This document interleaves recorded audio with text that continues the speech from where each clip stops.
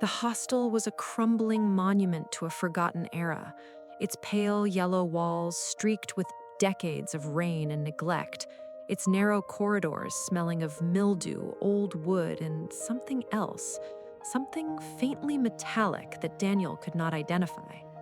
He stood at the reception desk, clutching a worn key with the number 404 etched into its brass surface, while the warden, a gaunt woman with hollow cheeks and eyes that seemed to look through him, filled out his registration form with a slow, deliberate precision.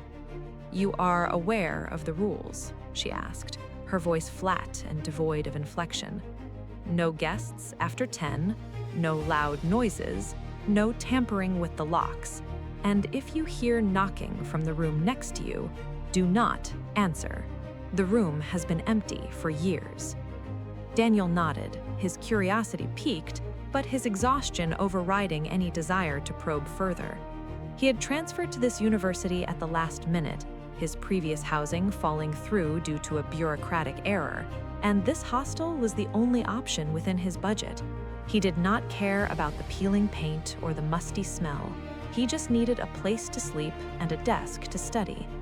He climbed the creaking stairs to the 4th floor, his footsteps echoing in the empty stairwell, and found the door to 404 at the end of a dimly lit corridor. The paint on the door was chipped, and the number had been partially scratched out, as if someone had tried to erase it. He inserted the key, and the lock turned with a reluctant groan. The room was small but serviceable, with a narrow bed, a wooden desk, and a window that overlooked a courtyard choked with weeds.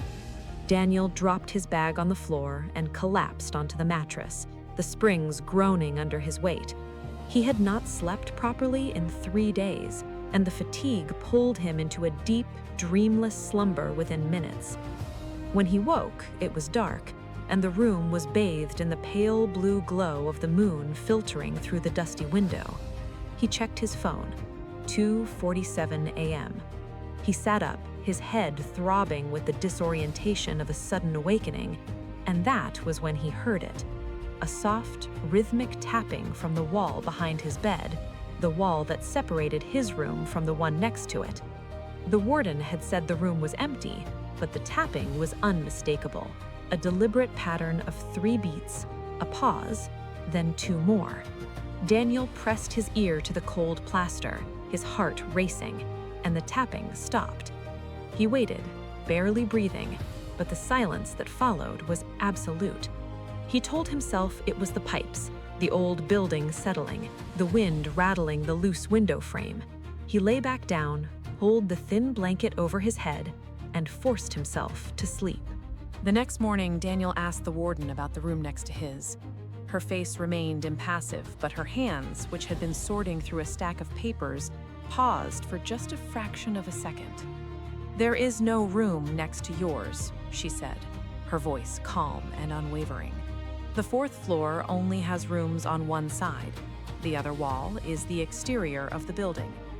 Daniel opened his mouth to argue, to tell her about the tapping, about the door he had seen with his own eyes, but the warden's gaze was so flat, so utterly devoid of interest, that he swallowed his words and walked away. He spent the day attending his first classes, meeting his professors, and trying to shake the unease that had settled into his bones. But the memory of the tapping lingered, and when he returned to the hostel that evening, he could not resist the urge to explore the corridor. He walked past his room, past the door that was supposed to lead to an exterior wall, and stopped at the end of the corridor. There it was, a door that should not exist, its paint chipped and its number scratched out, exactly as he had seen it the night before. He reached out and touched the handle, and to his surprise, it turned. The door swung open, revealing a room that was identical to his own. The same narrow bed, the same wooden desk, the same dusty window. But this room was not empty. In the center of the floor, a single piece of paper lay face down, as if it had been dropped in a hurry. Daniel hesitated for a long moment, his instincts warring with his curiosity. He stepped into the room, his footsteps muffled by the thick layer of dust that covered the floorboards. He picked up the paper and turned it over. It was a photograph, yellowed with age, showing a group of students standing in front of the hostel, their faces bright with the carefree optimism of youth. In the center of the photograph, a young woman smiled at the camera, her eyes crinkling with genuine joy. But there was something wrong with the image. The woman's face had been scratched out, a jagged line of ink that obliterated her features. On the back of the photograph, a single word was written in faded pencil: "Remember." Daniel felt a chill run down his spine, and he dropped the photograph as if it had burned him. He backed out of the room, his heart hammering, and closed the door behind him. He hurried back to his own room, locked the door, and sat on his bed, his mind racing. The warden had lied. The room existed, and someone had been there recently enough to leave that photograph. But who? And why had the warden tried to pretend it did not exist? The tapping returned that night, but this time it was louder, more insistent, and it was accompanied by a sound that made Daniel's blood run cold. A soft, muffled voice, barely audible through the wall, repeating a single phrase over and over. "Let me out." Daniel pressed his ear to the wall, his breath catching in his throat. "Who is there?" he called out, his voice trembling. The voice stopped, and the silence that followed was so profound that Daniel could hear the blood rushing through his own veins. He waited, his hand pressed against the cold plaster. And then the voice returned, this time clearer, closer, as if the speaker was standing directly on the other side of the wall. "You are in my room," the voice said, a young woman's voice, filled with a desperate, aching sorrow. "You are in my room, and I cannot leave until you remember." Daniel stumbled backward, his mind reeling with a confusion that bordered on terror. He did not know who the woman was, did not know what she wanted him to remember, but the urgency in her voice was undeniable. He wanted to believe it was a trick, a prank played by the other students, but the photograph, the scratched-out face, the warden's lies, all of it pointed to something far deeper and more sinister. He did not sleep that night. He sat on his bed, his back against the wall, his eyes fixed on the door that connected his room to the mysterious room next door. When dawn finally broke, he made a decision. He would find out who the woman in the photograph was, and he would uncover the truth behind room 404. He spent the morning at the university library, combing through old yearbooks and student records. It took him 3 hours, but he finally found a name, a student named Elena Mendez, who had lived in the hostel 20 years ago. Her record showed that she had withdrawn from the university in the middle of the semester, and the reason listed was simply personal. There was no photograph, no further information, no record of her ever graduating. Daniel felt a cold certainty settle into his chest. Elena Mendez was the woman in the photograph, the woman whose face had been scratched out, the woman who was still trapped in room 404. But why had she never left? And why had the warden, who had been working at the hostel for decades, pretended that the room did not exist? He returned to the hostel that afternoon, determined to confront the warden. He found her in her office, sorting through the same stack of papers she had been organizing the day before. He placed the photograph on her desk, his hand steady, but his voice trembling. "I found this in the room next to mine. The room you told me did not exist. The room where Elena Mendez lived 20 years ago." The warden's eyes flickered to the photograph, and for the first time, Daniel saw a crack in her composure, a fleeting, almost imperceptible shift in her expression that betrayed a deep, buried fear. She did not deny it. She picked up the photograph, studied it for a long moment, and then placed it back on the desk. "You should not have gone into that room," she said, her voice barely a whisper. "And you should not have found that photograph. Some doors are meant to stay closed. Daniel leaned forward, his anger cutting through his fear. Tell me what happened to Elena Mendez. Tell me why she is still there and why you have been lying about it for 20 years. The warden's eyes met his, and in them he saw a sorrow that was ancient and profound. Elena Mendez was a student here, just like you. She was brilliant, kind, and full of life. And then one night she disappeared. No one knew how or why. The police investigated, but they found nothing. Her room was sealed off, and we were told to never speak of her again. I have been following that order for 2 decades, but you are the first person who has ever asked. Daniel left the office, his mind a whirlpool of questions and fears. The warden had told him the truth, but she had also told him nothing. He needed more, and he knew that the only person who could give him answers was Elena herself. That night, he waited until the corridor was silent, and then he opened the door to room 404. The room was unchanged, the same dust-covered floor, the same empty bed, the same photograph lying face down on the floor. He walked to the center of the room and called out, his voice echoing in the emptiness. Elena, I am here. I want to help you. Please, tell me what happened. For a long moment, there was only silence, and Daniel began to feel foolish, standing in an abandoned room talking to a ghost.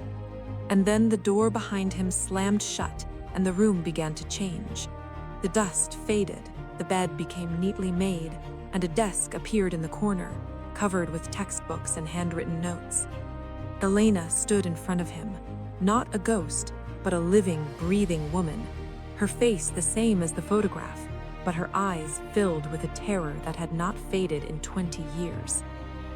You should not have come, she said, her voice trembling. He will come for you too, just like he came for me. Before Daniel could ask who he was, the room returned to its abandoned state, and Elena vanished, leaving him alone in the darkness. Daniel stumbled back to his room, his body shaking with a fear that was more primal than anything he had ever experienced. Elena was real, or had been real, and she was trapped in a cycle of repetition, reliving her disappearance every night.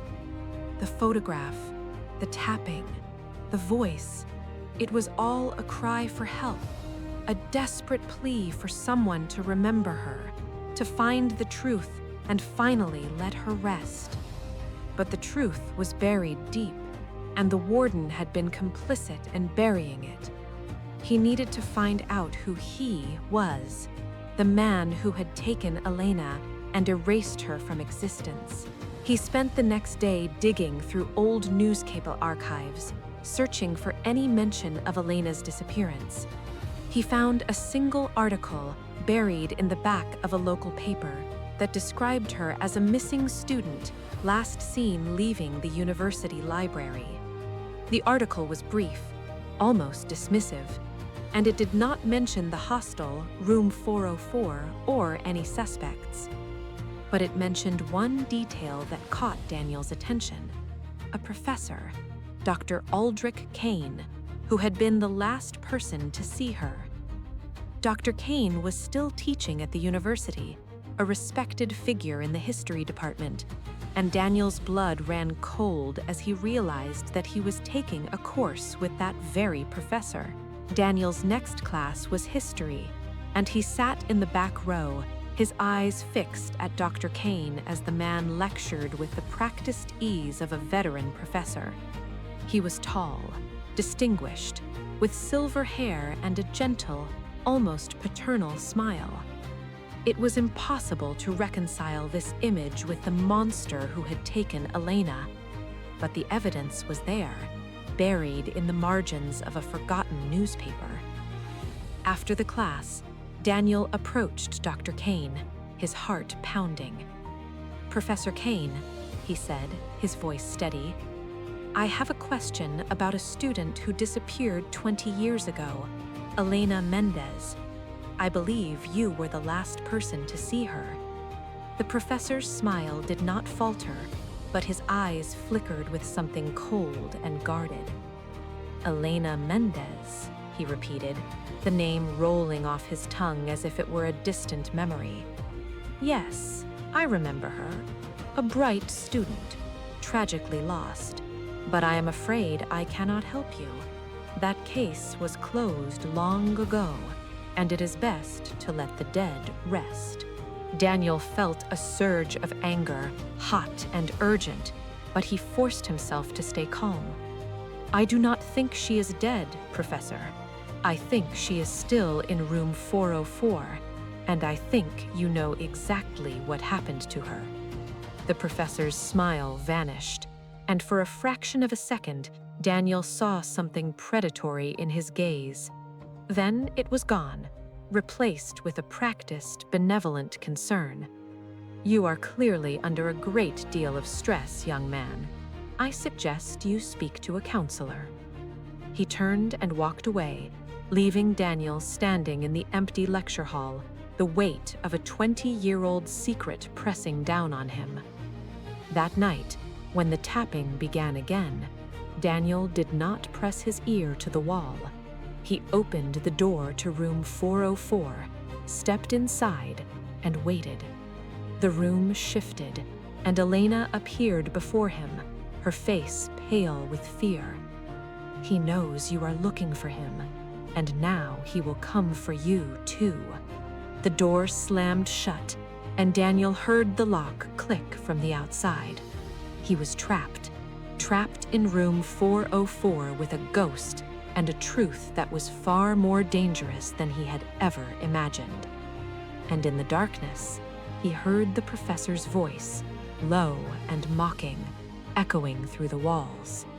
Welcome to my collection, Daniel. You should have let the dead rest.